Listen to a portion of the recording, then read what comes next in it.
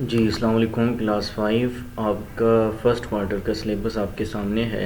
Algorithm and flow chart chapter 1, chapter 7 multimedia. ये chapters आपने पढ़े। ग्लॉसरी ए से सी प्लस इन चैप्टर्स की जो ग्लॉसरी थी वो आपने करनी थी। अब हम let's move on to the second term. हमने वो भी स्टार्ट करना है क्योंकि इसका आपका फर्स्ट क्वार्टर और ये जब एंड हो गया तो हम इस टाइम को वेस्ट नहीं करते। साथ ही हमने सेकंड क्वार्टर का स्टार्ट करना है ताकि फ़र्स्ट टर्म का जो सिलेबस है वो आसानी से कवर हो जाए और उसके जो आपको रिव्यूज़ हैं वो भी आसानी से हो सकें। और हम इसको कोशिश करते हैं कि थोड़ा थोड़ा करें ताकि आप पे बर्डन ना हो, क्योंकि आजकल आप रिवीजन भी कर रहे हैं। ये फर्स्ट क्वार्टर का सिलेबस आपके सामने है। अब सेकंड क्वार्टर का सिलेबस आप देखिए तो सेकंड क्वार्टर में आपके सामने ये सिलेबस है। आपका लेसन 1 एंड 7 जो फ्लो चार्ट एंड एल्गोरिथम और 7th है मल्टीमीडिया। अब सेकंड क्वार्टर में unit 2 and unit 3 that are hardware basics, software basics.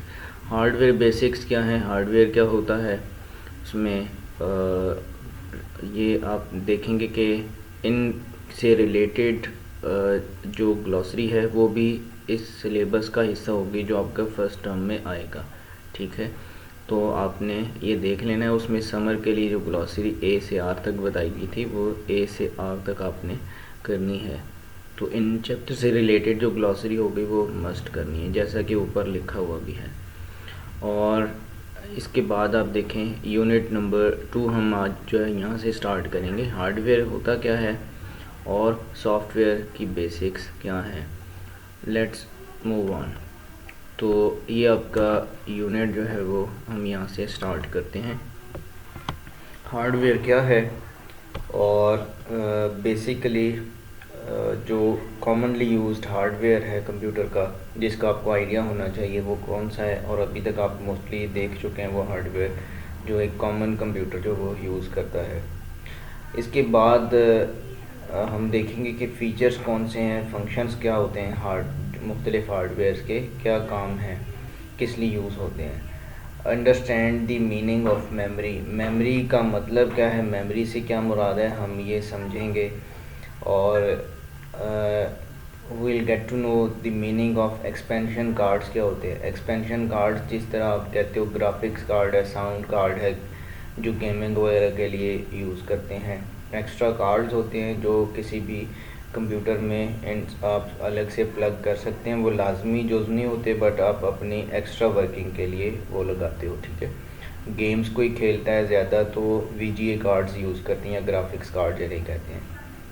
इसके बाद knowing various hardware like barcode readers किस तरह काम करते हैं, फिंगरप्रिंट स्कैनर्स और रोबोट्स ये किस तरह से काम करते हैं, इनके बारे में हम देखेंगे। तो यहाँ से हम स्टार्ट करते हैं कि सिस्टम यूनिट क्या है आपका। आप देखते हो एक बॉक्स लाइक स्ट्रक्चर जो आप जिसे आप सीपीयू कहते हो, दैट इज़ एक्चुअली कॉल्ड, उसका असल नाम क्या है सीपीयू का, सिस्टम यूनिट। वो जो डिब्बा सा होता है, आप कंप्यूटर आपके घर में है या आपने लैब में देखा है तो वहाँ पे आपने देखा होगा एक बॉक्स सा है और बहुत सारी केबल्स उससे कनेक्टेड है, कीबोर्ड माउस सारी चीज़ें, मॉनिटर भी उससे कनेक्टेड है। फिर आप उसका बटन प्रेस करते हैं, उसमें आपको डीवीडी या सीडी रोम भी नज़र आता है, उसके साथ आप यूएसबी प्लग करते हो। वो बॉक्स आप उसको नॉर्मली क्या कह रहे होते हो, सीपीयू, बट एक्चुअली वो क्या कहलाता है, उसका असल नाम है सिस्टम यूनिट। ठीक है, आपने ये याद रखना है। System unit is a rectangular box placed on or underneath the table on which the computer is placed, या किसी टेबल के ऊपर पड़ा हुआ होगा। ठीक है, आप ऊपर भी रख सकते हैं उसको, और अक्सर ऐसे होता है कि नीचे भी जगह बनी होती है टेबल्स में जो कंप्यूटर टेबल होता है, तो दोनों तरीके से रखा जाता है। अच्छा, ये है कि बहुत सारे लोग सीपीयू और सिस्टम यूनिट को कंफ्यूज कर जाते हैं कि ये दोनों को मिक्सअप कर जाते हैं। सीपीयू एक्चुअली विद इन दी जो है वो इसके अंदर होता है। ठीक है, सीपीयू इसका सिस्टम यूनिट का हिस्सा है जो इसके अंदर काम करता है। इस पूरे बॉक्स को आप सिस्टम यूनिट ही कहेंगे। ठीक है, रेक्टेंगुलर बॉक्स। बट हम बच्चों को समझाने के लिए आपने प्रीवियस क्लासेस में 3 और 4 क्लासेस में ये पढ़ा होगा कि ये CPU, बट एक्चुअली इसका नाम है रेक्टेंगुलर बॉक्स का सिस्टम यूनिट। तो इसके मुख्तलिफ कंपोनेंट्स होते हैं, CPU भी उनमें से एक कंपोनेंट है, ठीक है। इसमें डिफरेंट कंपोनेंट्स जो हैं वो कौन कौन से हैं जी। सबसे पहला इसका है मदरबोर्ड। विद इन ये सारी चीज़ें ये जो लिखी हैं, प्रोसेसर, मदरबोर्ड, प्रोसेसर का मतलब यानी कि CPU आ जाता है वो, कि वो विद इन यहाँ पे इसी के अंदर काम कर रहा होगा। मेमोरी चिप्स जिनको रैम कहते हैं आप, या रोम कहते हैं, और एक्सपेंशन स्लॉट्स और कार्ड्स, तो इनके बारे में हम देखेंगे। ये सारी चीज़ें इसके अंदर होती हैं जो ये डिब्बा आपको नज़र आता है। तो मदरबोर्ड सबसे बड़ा बोर्ड है, इसके अंदर आपका पिक्चर बनी होगी आपकी बुक में।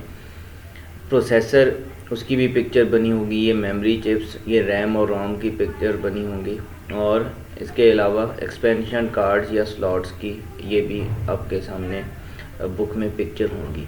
ये सारी चीज़ें जो हैं ये मेन कंपोनेंट्स हैं जो किसी भी सिस्टम यूनिट का हिस्सा होते हैं। सबसे पहले तो हम देखते हैं मदरबोर्ड। मदरबोर्ड क्या है ये मैं कोशिश करूँगा कि आज सिर्फ 2 कंपोनेंट्स हम करते हैं प्रोसेसर तक, ताकि ये ज़्यादा आपको बर्डनाइज ना करे और आपने ये इस तक रीडिंग करनी है विद इन जो बुक होगा, तो उसमें से फर्दर क्वेश्चनिंग जो है वो यहाँ से भी हो सकती है। मदरबोर्ड क्या है कि मोस्ट इम्पॉर्टेंट पार्ट है कंप्यूटर का। अगर मदरबोर्ड नहीं होगा तो फिर ये कंप्यूटर सही तरह से फंक्शन नहीं कर सकता, क्योंकि जितनी भी कनेक्टिविटी है सारी डिवाइसेस की, और जितने भी कंपोनेंट्स हैं, कीबोर्ड है, तो वो भी आपको बैक साइड पे आप सिस्टम देखो तो सिस्टम यूनिट के बैक साइड पे आप बहुत सारी केबल्स लगाते हो, कीबोर्ड भी लगा रहे हो, माउस भी लगा रहे हो, स्पीकर भी लगा रहे हो। वो सारे जो स्लॉट्स होती हैं, जो सारी पोर्ट्स होती हैं, वो सारे कहाँ किसके लिए होती हैं, वो मदरबोर्ड से कनेक्टेड होती हैं। अंदर जो सिस्टम का मदरबोर्ड है, तो अगर मदरबोर्ड नहीं होगा तो वो सारी डिवाइसेस कनेक्ट नहीं हो सकेगी, तो इसलिए बहुत इम्पॉर्टेंट पार्ट है। It is called backbone of computer, ठीक है। बैकबोन ऑफ कंप्यूटर किसे कहते हैं आप, मदरबोर्ड को, क्योंकि सारा जो स्ट्रक्चर है वो इस पे खड़ा होता है कंप्यूटर का। और अगर आप ब्रेन की बात करें तो brain of computer is CPU, ठीक है। एक्सप्लेन ये आपने देखना है कि हमारी जिस तरह से, अब आपको ये एक्सप्लेन करता चलूँ मैं, कि हमारी बैकबोन है, तो अगर बैकबोन नहीं होगी तो हम सही तरह खड़े नहीं हो सकेंगे, कोई पोज नहीं ले सकेंगे, किसी तरह का स्ट्रक्चर, बैठना हमारे लिए मुश्किल हो जाएगा, कोई चलना भी हमारे लिए मुश्किल होगा। हमारे जो सारे जो मसल्स हैं वो सारे किसकी बेस की, हमारा जो स्ट्रक्चर है वो किस पे बेस करता है, हमारी बैकबोन पे। रीढ़ की हड्डी अगर नहीं होगी तो फिर क्या है, हमारे लिए मुश्किल हो जाएगा कोई भी मूवमेंट, या बैठना या चलना या खड़ा होना। तो इसी तरह अगर मदरबोर्ड या सिस्टम बोर्ड भी कहते हैं, इसे मदरबोर्ड को सिस्टम बोर्ड भी कहते हैं, अगर ये नहीं होगा तो फिर क्या होता है कि कंप्यूटर सही तरह से काम नहीं कर सकेगा, क्योंकि वो मदरबोर्ड ही सारी डिवाइसेस को आपस में कनेक्ट करता है, वो कम्युनिकेट कर पाती है। मदरबोर्ड में प्रोसेसर होता है, माइक्रो प्रोसेसर, जो इस पे प्लग हुआ होता है, ठीक है, और फिर उस पर कोई फ़ैन वगैरह लगा हुआ होगा, और जिसे आप CPU भी कहते हैं। माइक्रो प्रोसेसर लगा होता है मदरबोर्ड के ऊपर लगा होता है ये, और इसे आप नॉर्मली CPU इसको कहते हैं, माइक्रो प्रोसेसर को, ठीक है। ये लाइन ये आपके बुक में भी लिखी होगी, motherboard contains micro processor of computer which is also called CPU, ठीक है, या ब्रेन ऑफ कंप्यूटर। उस माइक्रो प्रोसेसर को CPU भी कहते हैं या ब्रेन ऑफ कंप्यूटर कहते हैं। इसके अलावा और क्या चीज़ें लगी होती हैं मदरबोर्ड पे, रैम, रोम, हार्ड ड्राइव, हार्ड डिस्क जितनी भी आप लगाते हैं, या USB की पोर्ट्स हैं, वो सारी इसी के साथ कनेक्टेड होती हैं, ठीक है। आप चाहे फ्रंट पे लगाते हो USB या बैक पे, या CD रोम, DVD रोम है, वो सारे किसके साथ कनेक्टेड होते हैं, रैम रोम के साथ, या रैम रोम हो गए, ये सारे मदरबोर्ड के साथ या सिस्टम बोर्ड के साथ कनेक्टेड होते हैं। ये मैं सिस्टम बोर्ड जब कह रहा हूँ तो मदरबोर्ड सिस्टम बोर्ड एक ही है, ठीक है, दोनों आप कह सकते हो, बट कॉमन जो इसका नेम यूज़ होता है वो मदरबोर्ड है। अच्छा, इसके अलावा जो बाकी कंपोनेंट्स जितने भी होंगे, स्पीकर या जो भी आप लगाओगे, उन सब की जो पोर्ट्स हैं वो इसके साथ मदरबोर्ड के साथ ही कनेक्टेड होती हैं। तो एक्चुअल मदरबोर्ड जो है वो सारी डिवाइसेस को कनेक्ट करता है। फिर क्या होगा कि जितनी भी फंक्शंस कोई भी डिवाइस जो है वो करती है, वो जितने भी काम हो रहे होते हैं वो सारे मदरबोर्ड के थ्रू हो रहे होते हैं। अगर ये नहीं होगा तो सारी डिवाइसेस का कम्युनिकेशन नहीं होगा, और फिर इनपुट आउटपुट जो भी फंक्शनिंग सिस्टम है वो सारा काम नहीं कर सकेगा। जब आप कोई चीज़, कोई नया हार्डवेयर कंप्यूटर के साथ कनेक्ट करते हो तो वो किसके साथ कनेक्ट होता है? वो मदरबोर्ड के साथ कनेक्ट होता है, ठीक है। फॉर एग्जांपल आपने कोई कार्ड लगाया, ग्राफिक्स कार्ड लगाया है, या कोई एक्सटर्नल डिवाइस लगाई है, या आपने इंटरनेट की कोई केबल लगाई है, कुछ भी किया है, तो वो आपके मदरबोर्ड के साथ ही कनेक्ट होगा। और जब आप क्या करते हो, सिस्टम यूनिट को ओपन करते हो, ये कवर किसी ने अगर ओपन किया हो, शायद आपको याद हो, तो हमने लैब में ये देखा भी था। तो इसमें हम बड़ी सी एक प्लेट देखते हैं, ग्रीन कलर की होती है, जो आपको दिखाया था मैंने कि ये स्क्रू के साथ इसके अंदर पक्की लगी होती है। और उस बॉक्स के अंदर आपने ये चीज़ें देखी थी, एक पावर, जो आपको याद हो उसका, जिसे आप कहते हैं कि एडाप्टिंग सिस्टम था, मीन्स के उसकी पावर जो केस वो अलग उसमें थी, और जैसे आप पावर सप्लाई कहते हैं। इसके अलावा रैम, रोम, हार्ड डिस्क की सारी चीज़ें आपने देखी। तो एक ग्रीन कलर का बोर्ड आपने देखा था, वो आपकी बुक में भी बना हुआ है। उस पर एक सेल भी था, यानी कि जो बैटरी सेल होता है, जो राउंड कलर का बटन नुमा। तो वो जो बोर्ड है, उस बोर्ड को आपने क्या नाम देते हैं आप, सिस्टम बोर्ड या मदर बोर्ड? वो आपको याद हो तो हमने ये लैब में उसको देखा था, बॉक्स को ओपन करके। तो आपकी बुक में भी उसकी पिक्चर बनी हुई है। अगर आपके घर में है तो यू कैन डू सो, किसी बड़े बहन भाई को बताएंगे तो वो ओपन करके आपको दिखा सकते हैं। ये है कि आपके पास इसके अलावा छोटे छोटे चीज़ें जो कंपोनेंट्स होते हैं वो इसी बड़े से बोर्ड के ऊपर लगी होती हैं, ठीक है। इस पे बहुत सारे आपको कंपोनेंट्स नज़र आएंगे, नेटवर्क चिप्स नज़र आएंगी, वो सारी इसके साथ कनेक्टेड होती हैं।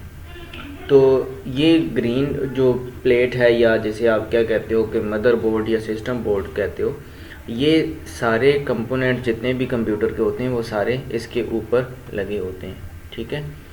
तो ये बात यहाँ पे याद रखने वाली है। इसके बाद जो है प्रोसेसर की बारी आती है। प्रोसेसर जो है वो इसी के ऊपर लगा होगा। प्रोसेसर ऑफ कंप्यूटर, जिसे आप सीपीयू कहते हो, कॉमनली सीपीयू कहते हो। सीपीयू इस डिब्बे को नहीं कहते, वो पार्ट है इस डिब्बे का, ठीक है। डिब्बे का क्या नाम है? सिस्टम यूनिट, या जैसे आप कहते हो कि बॉक्स कहोगे, या नॉर्मली आप सिस्टम यूनिट कहते हो, ठीक है, या सिर्फ सिस्टम भी कहते हैं। तो सीपीयू जो है वो माइक्रो प्रोसेसर है जो इस बॉक्स के अंदर होता है और मदरबोर्ड के ऊपर लगा होता है। CPU stands for central processing unit, ये आपने पहले भी पढ़ा है।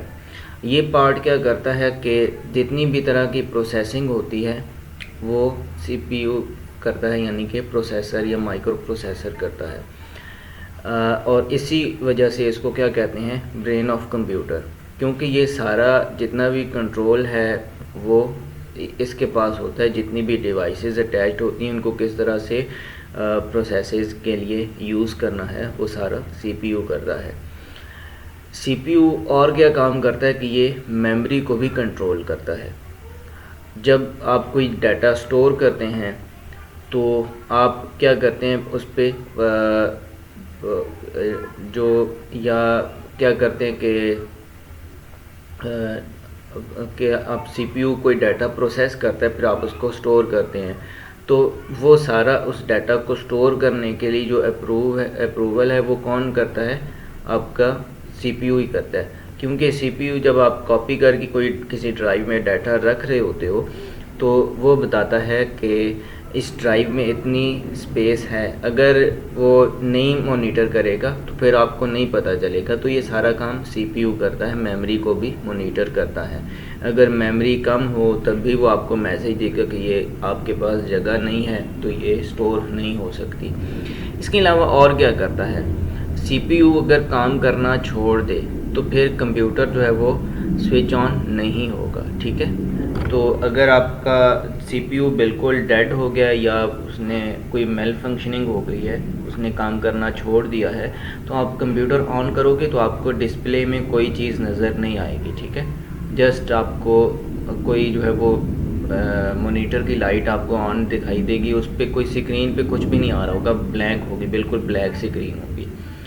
तो ये बहुत इम्पॉर्टेंट जो है पार्ट है सीपीयू, ठीक है।